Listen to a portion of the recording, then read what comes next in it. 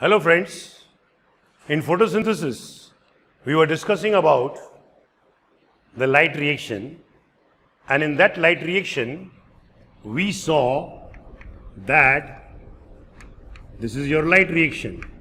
Light reaction का main aim क्या है? What is the main aim of it? इसका main aim है to produce एनर्जी, यानी कि ऊर्जा उत्पादन करना इसका मुख्य उद्देश्य है। ओके, अब हमने देखा कि दो प्रकार के साइकिल्स थे फॉस्फोराइलेशन के लिए, फॉस्फोराइलेशन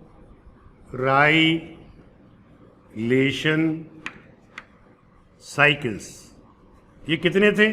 दो थे, साइक्लिक यानी कि चक्रीय और नॉन साइक्लिक यानी कि अचक्रीय। मैंने आपको समझाया था, दोनों 6 बार रिपीट होते हैं। ये भी 6 बार घूमता है, ये भी 6 बार घूमता है।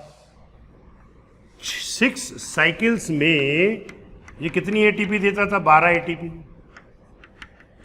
और 6 साइकिल्स में यह 6 एटीपी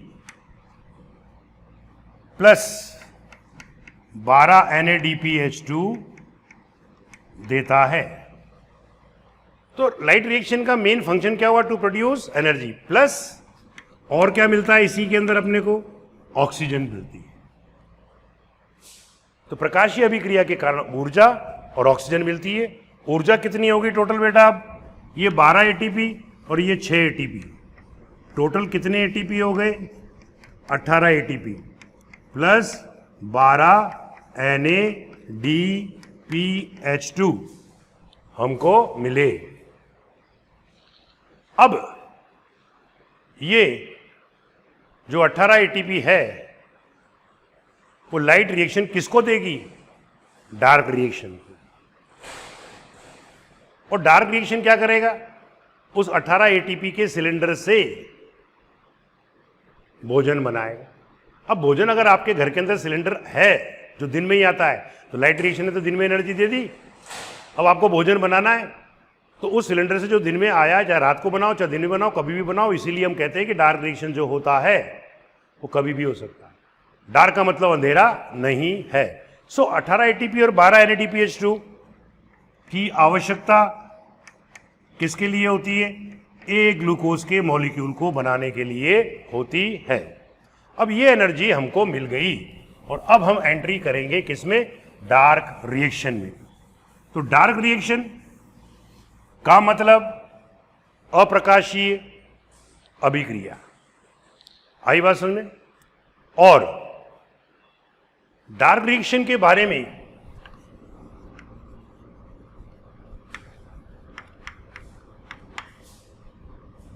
जिसमें कार्बन फिक्सेशन होती है, डार्क रिएक्शन में क्या होता है? कार्बन का स्थिरीकरण होता है। डार्क रिएक्शन कहाँ होती है? तो ये होती है इन स्ट्रोमा पिटिका में। क्यों? क्योंकि सारे एंजाइम डार्क रिएक्शन के जो होते हैं वो स्ट्रोमा के अंदर ही उपस्थित होते हैं। ओके, हम कह चुके हैं कि इसको बायोसिंथेटिक फेज भी कहते हैं, जैव संश्लेषीय अवस्था भी कहते हैं। क्यों कहते हैं? क्योंकि भोजन तो यही बनेगा। लाइट रिएक्शन ने तो एनर्जी दे दी और ऑक्सीजन दे दी कि भाई साहब एनर्जी से अपना भोजन बनाओ। तो डार्क रिएक्शन जो होती है वो अपना भोजन बना के दिखाएगी। ये भोजन कैसे बनता है? इस मामले के अंदर C3 पादपों में, इन C3 प्लांट्स, एक साइकिल होता है जिसको हम लोग कैल्विन साइकिल कहते हैं। अब बात यह आई कि CO2 का फिक्सेशन होगा या CO2 फिक्सेशन होगा तो एक ग्लूकोज के मॉलिक्यूल के निर्माण में कितने CO2 आपने इक्वेशन में यूज किए थे? 6 CO2।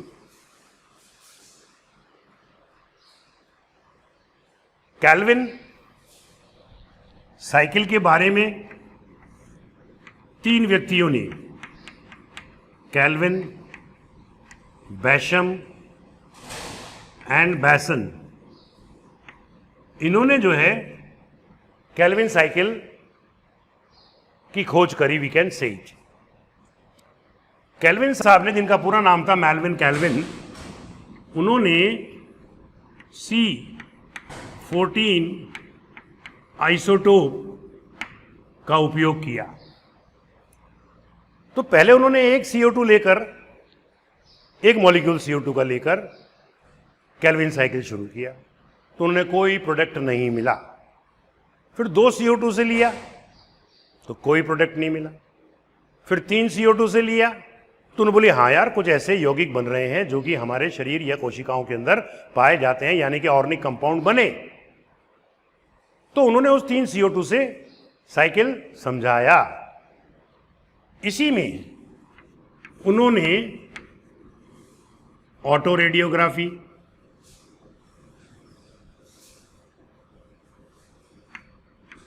क्रोमेटोग्राफी,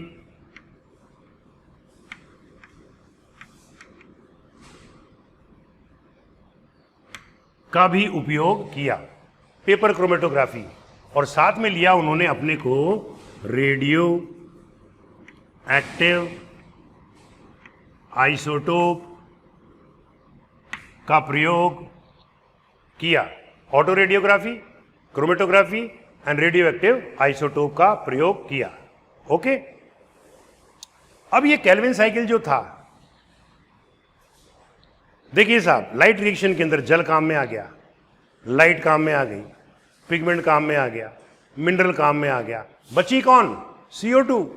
CO2 को भोजन में बदलना ही बायोसिंथेटिक फेज कहलाता है, यानी कि CO2 का फिक्सेशन किया जाता है, CO2 का स्थिरीकरण किया जाता है।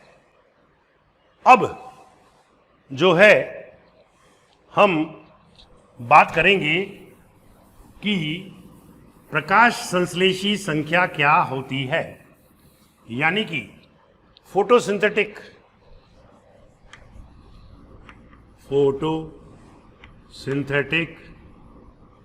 नंबर, यानी कि प्रकाश संश्लेषी संख्या किसे कहते हैं? 1 ग्राम क्लोरोफिल के द्वारा 1 घंटे में जितनी CO2 का स्थिरीकरण होता है उसे हम लोग प्रकाश संश्लेषी संख्या कहते हैं।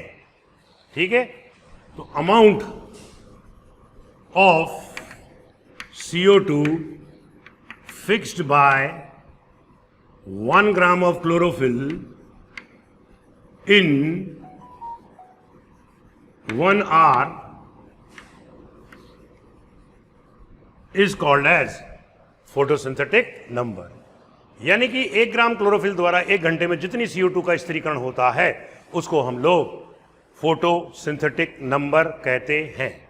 चलिए साहब, अब हम शुरू कर रहे हैं हमारा केल्विन साइकिल।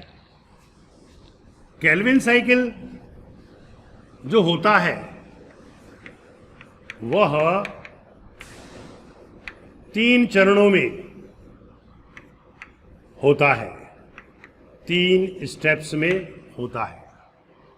ओके, अब ये 3 स्टेप्स कौन कौन से हैं?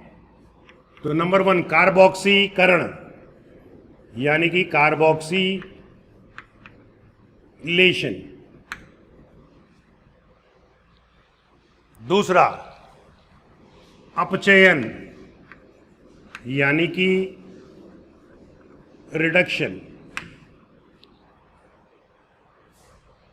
तीसरा पुनरुद्भवन, अर्थात रीजनरेशन। ओके, अब जैसा कि मैंने कहा कि केल्विन साहब ने 3 CO2 को लेकर चक्र को प्रारंभ किया था, तो हमने ये 3 CO2 यहां लिए और इधर से 3 RUBP, जिसको हम लोग बोलते हैं राइबुलोज बाई फॉस्फेट। ये राइबुलोज बाई फॉस्फेट के अणु जो होते हैं वो इन 3 CO2 के साथ में मिलेंगे और यहां पर हमें एक एंजाइम की आवश्यकता पड़ेगी जिसको कि रुबिस्को एंजाइम कहते हैं।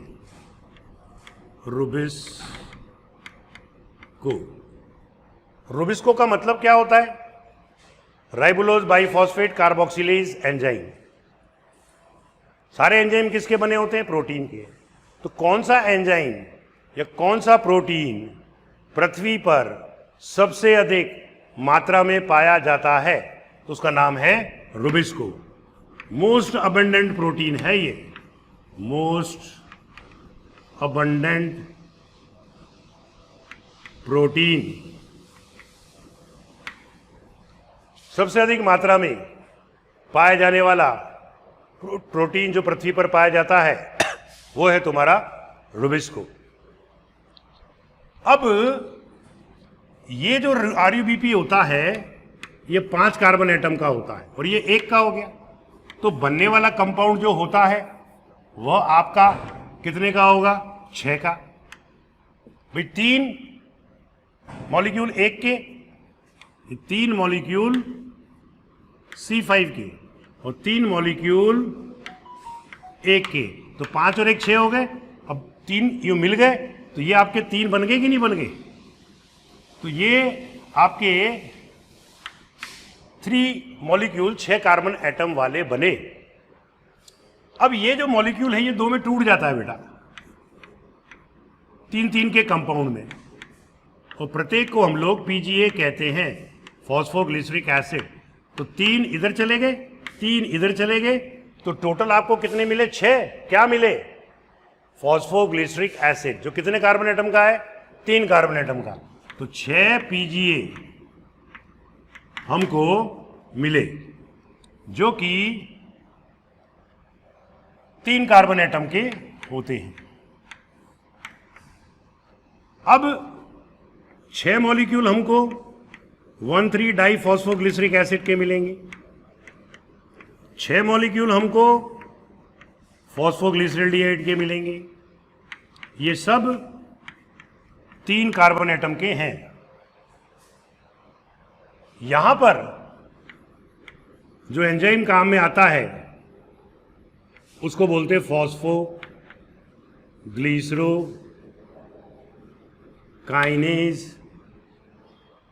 एंजाइम, और इसको बोलते हैं, इधर जो काम में आता है, ट्रायोज फॉस्फेट डिहाइड्रोजनेज।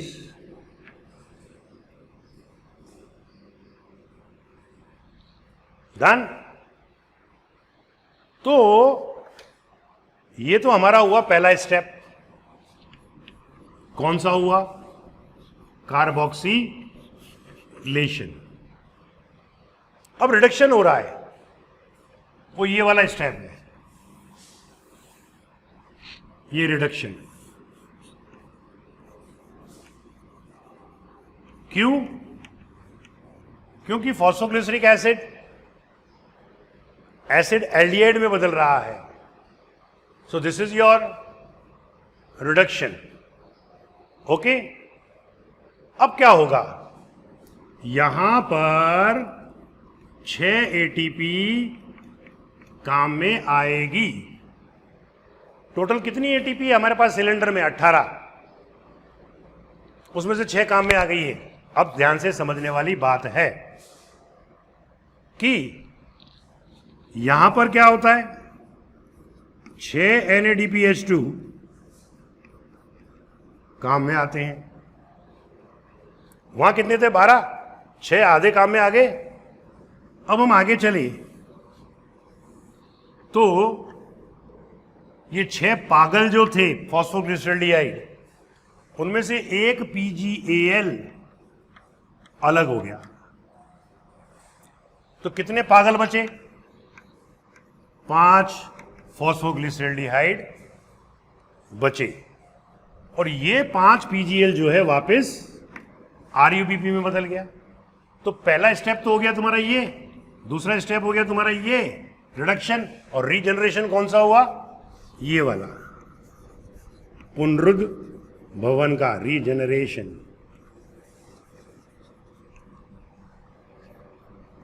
ओके, यहां पर भी क्या होता है बेटा कि 3 एटीपी काम में आती है। टोटल CO2 के मॉलिक्यूल कितने भाग लेते हैं एक ग्लूकोज को बनाने में? 6। तो 3 तो काम में आ गए अपने, यानी कि आधा सिलेंडर खाली।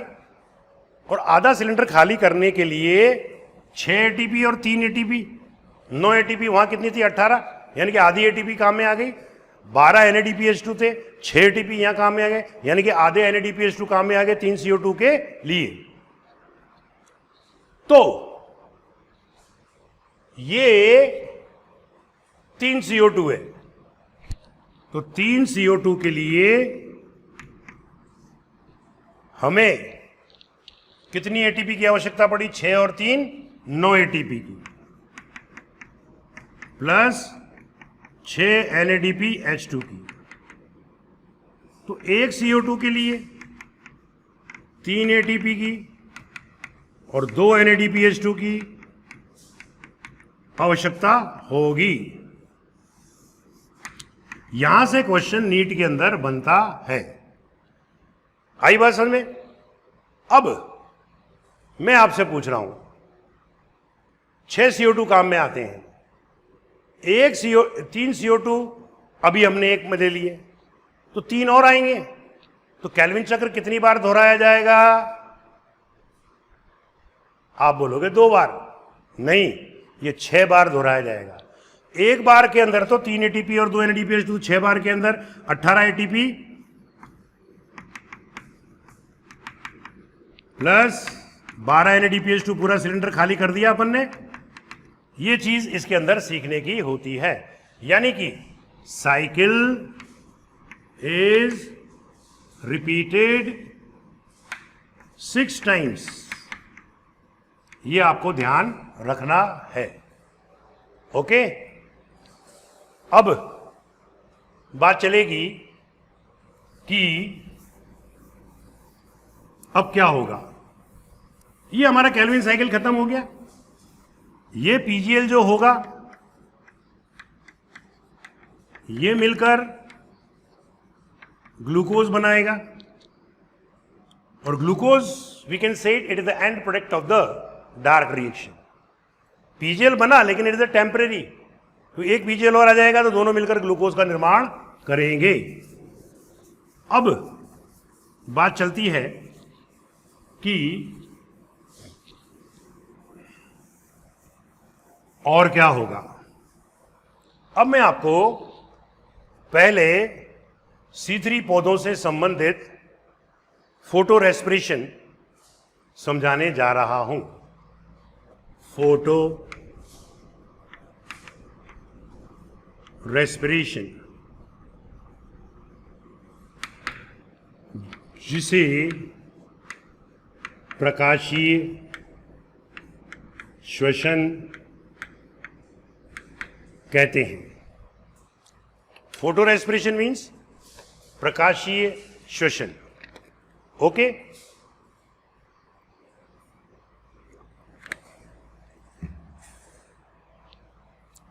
ये प्रकाशीय श्वसन कौन से पौधों में होता है?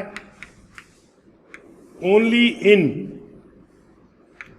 C3 प्लांट्स, केवल C3 पौधों में होता है, C4 में नहीं होता है, क्योंकि वहां पर CO2 की कंसंट्रेशन बहुत अधिक हो जाती है।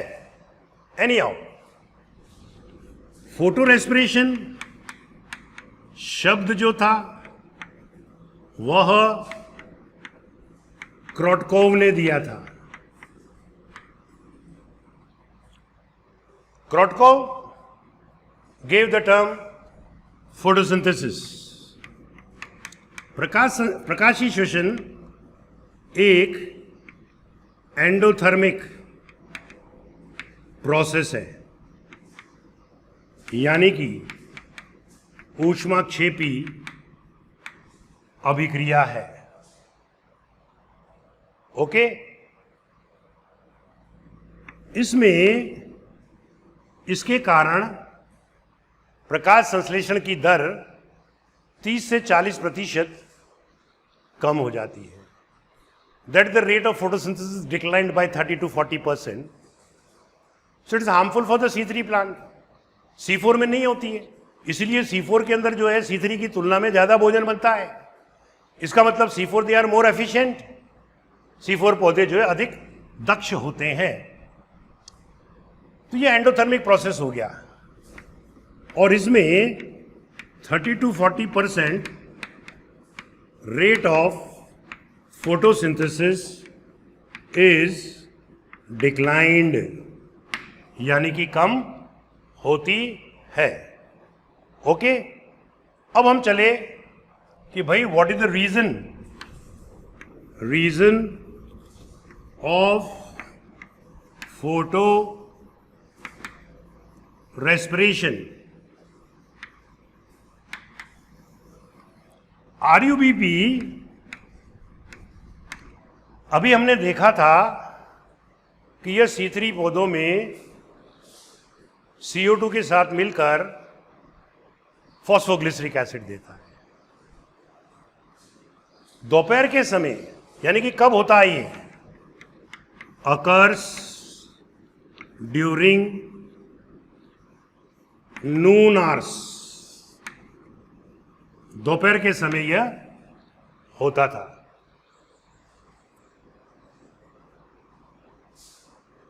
तो दोपहर के समय क्या होता है? O2 concentration is high. O2 की सांद्रता बहुत हो जाती है 12 बजे तक, 1 बजे तक। तीसरा, RUBP shows more affinity for O2 than CO2। RUBP कहती है सर O2 बहुत हो गई है, और वो मेरा पक्का दोस्त है, मेरी उसके साथ में बंधुत्वता अच्छी रहती है। तो दोपहर के समय RUBP जो होती है वह CO2 के साथ में कंबाइन नहीं करती है। और किससे कंबाइन करती है? ऑक्सीजन से। जब ऑक्सीजन ले रहे हैं तो क्या हो रहा है? श्वसन। और ये प्रोसेस कौन सा है? फोटोसिंथेसिस का। इसलिए नाम क्या रख दिया गया? Photo respiration. डन। चलिए साहब, अब जो फोटो रेस्पिरेशन होता है वह कब होता है वो मैंने आपको बता दिया। क्यों होता है वो मैंने आपको बता दिया। Where photorespiration occurs, where यानी कि कहां होता है? तो ये होता है क्लोरोप्लास्ट में, पेरोक्सिसोम में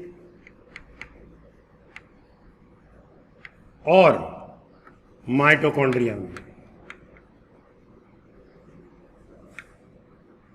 क्वेश्चन यूं बनाया कि प्रकाशीय श्वसन कहां होता है, तो आप बोलोगे सर क्लोरोप्लास्ट में भी होता है, पेरोक्सिसोम में भी होता है और माइटोकॉन्ड्रिया। मैंने कहा तीन में कैसे होता है? तो फिर ये दूसरा क्वेश्चन बनता है कि main site of photo respiration is, यानी कि प्रकाशीय श्वसन का मुख्य क्षेत्र कौन है? पेरोक्सिसोम। वेरी वेरी इंपॉर्टेंट, जो आपको याद करना है। ओके, अब ये प्रकाशीय श्वसन कैसे होता है इसके बारे में हम लोग बात करने जा रहे हैं। ये वाली फोटो रेस्पिरेशन, इसके बारे में टीकोल डेकर ने बाय टिक्को एंड डेकर ने सबसे पहले तंबाकू में और मिमुलस में बताया था। इन टोबैको एंड मिमुलस, तंबाकू और मिमुलस में बताया था। ओके, अब जो फोटो रेस्पिरेशन है वो शुरू करने जा रहा हूं। कब होता है ये? दोपहर में, नून आवर्स में।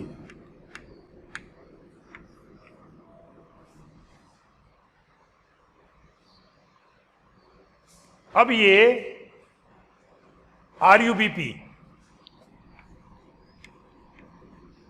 जो होती है वो O2 से कंबाइन कर लेती है, CO2 से नहीं करती है। ये कितने कार्बन एटम का यौगिक है? 5 का। तो यह 2 में टूट जाता है बेटा। 2 में जब टूटता है तो एक यौगिक तो मिलता है फॉस्फो ग्लाइकोलेट, जो कितने कार्बन एटम का है? 2 का। और एक जो होता है वो मिलता है हमको पायरुवेट। क्या मिलता है? पायरुवेट मिलता है। अब ये 3 का होता है। ये कार्यक्रम आपका अभी कहां हो रहा है?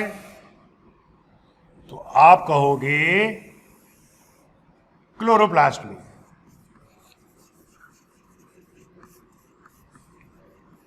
ये पूरी पत्ती मान लो बोर्ड को, उसमें ये क्लोरोप्लास्ट उपस्थित है। फॉस्फोग्लाइकोलेट आपका ग्लाइकोलेट में बदल गया, और अब ये जो ग्लाइकोलेट होता है यह माइटोकॉन्ड्रिया में जा रहा है। तो अब कहां क्रिया होगी? सॉरी, परऑक्सीजोम में जा रहा है। पर ऑक्सीजोम में गया, जो कि मेन साइट होता है। फोटो रेस्पिरेशन कौन से पौधों में होता है? C3 प्लांट्स में। ये ग्लाइकोलेट परऑक्सीजोम में गया और इसी का ऑक्सीकरण होगा। यानी कि रेस्पिरेशन में कोई चीज जलती है या ऑक्सीकृत होती है तो ऑक्सीकरण किसका होगा? ग्लाइकोलेट का। तो मेन कोशिकांग तो परऑक्सीजोम हुआ, और उनमें इतने कंपाउंड बने, उनमें से किसका ऑक्सीकरण हुआ? तो आंसर होगा ग्लाइकोलेट, जिसको बोलेंगे मेन सबस्ट्रेट, मुख्य अधस्तर, विच ऑक्सीडाइज। ओके, अब ये ग्लाइकोलेट जो होता है, इसको एक एंजाइम होता है, वो पकड़ लेता है कि भैया तू इधर आ जा, तेरा ऑक्सीडेशन करना है हमको। तो वो एंजाइम कौन सा होता है? Marker enzyme. कौन होता है वो? Marker enzyme. उसका नाम होता है glycolate oxidase. Glycolate oxidase enzyme होता है। तो अब यहां पर क्या बन जाता है? ग्लाइऑक्सीकोलेट।